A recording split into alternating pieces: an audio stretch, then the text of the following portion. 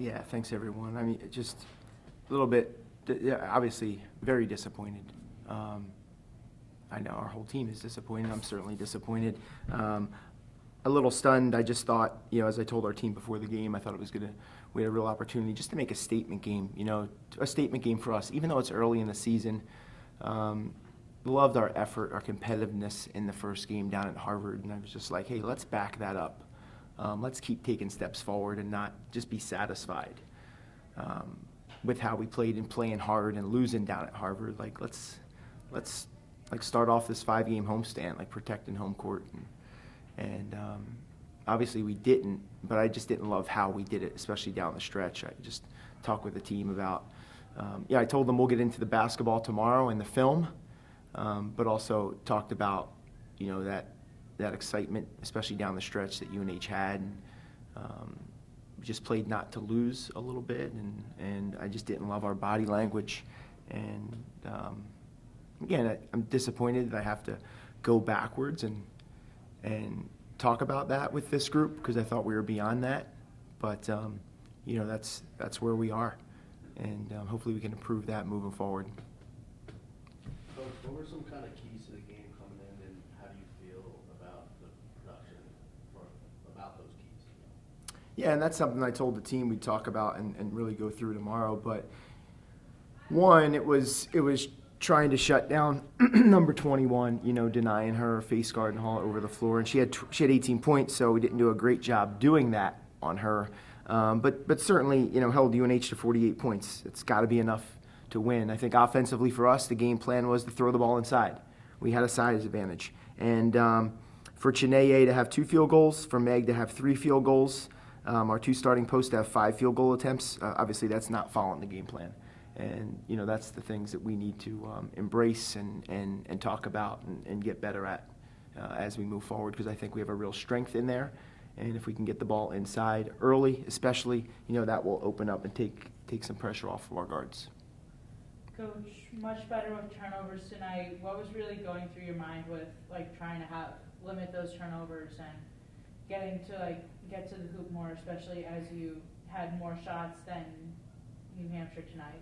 I mean, honestly, New Hampshire didn't press. They didn't pressure the ball, so I expected us to have a low turnover game. So it was just the opponent. Harvard obviously pressed for all 40 minutes, pressed on makes, on misses.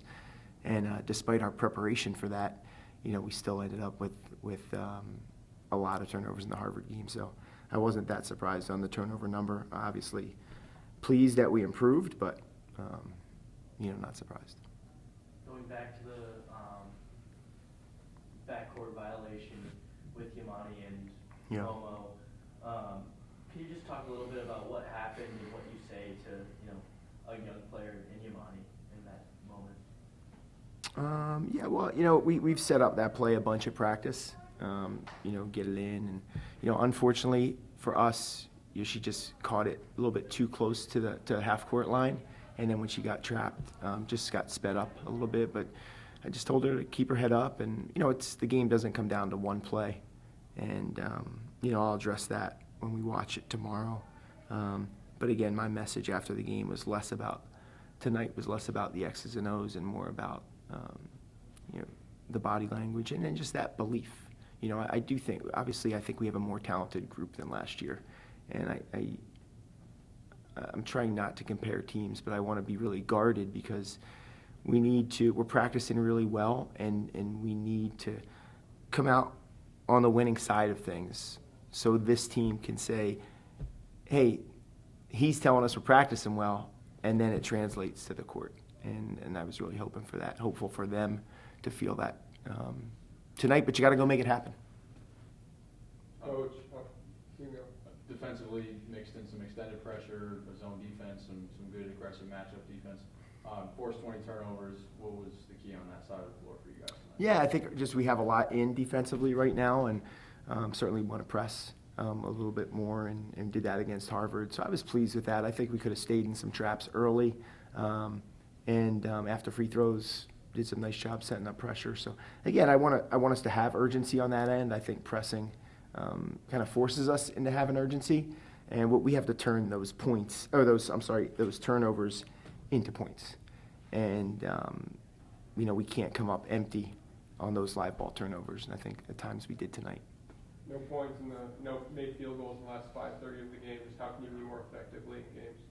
Yeah, I mean, we had a stretch in the second quarter, probably end of first quarter, the second quarter was probably more than 5:30. So scoring droughts, again, I think we have to, I called some plays for some different people. I think about how to get people involved in those moments. And, I have to go back and look at some film. It's tough, I'm sitting there talking on the bench, and I thought at times we were getting looks and we're getting layups. And, they got to fall. Like, we have to make layups. We have to make open shots. If you want to be good, you still got to put the ball in the basket. So, I think just kind of zeroing in on a couple offenses that we want and thinking about a couple players within those offenses and just continuing to hammer down on that. Coach, Allie had another double-digit scoring night, back-to-back games, and your starters were really the people who led you guys in scoring. How did that really impact the way the game was being played, especially with only 2 bench points the entire game? I thought Allie needs to be our scorer, so I was happy to see her produce and, again, called some plays for her, tried to get her involved, want her to continue to stay aggressive, and I thought she did that on the offensive end. And I think, again, we just need to find, hey, who that secondary scorer is, who's going to be the one that can get us points in the post. Those are things that have to come. I thought we've shown at practice, and it's again, there was no real carryover tonight. Coach, what's your offensive strategy? You just mentioned that you want to get into your post players, but also, hope I pronounced her name, Palmieri. She looks like a really good scorer. Which would you rather get your offense going, the post or Allie as a player? Well, I think we do a little bit of both, and do that with some play sets and quick hits, but we want to establish inside first, and we want high percentage shots. And, we got them tonight from our guards driving to the basket. They didn't make them, unfortunately. But we want to establish the inside play first and want that to open things up. And, again, Allie, even that's the game plan. Allie has plenty of opportunities the first 2 games. And, again, I want her to keep thinking score. You mentioned the 5-game homestand. Just how important is it to have that this point in the season as you guys try to build some continuity early on here?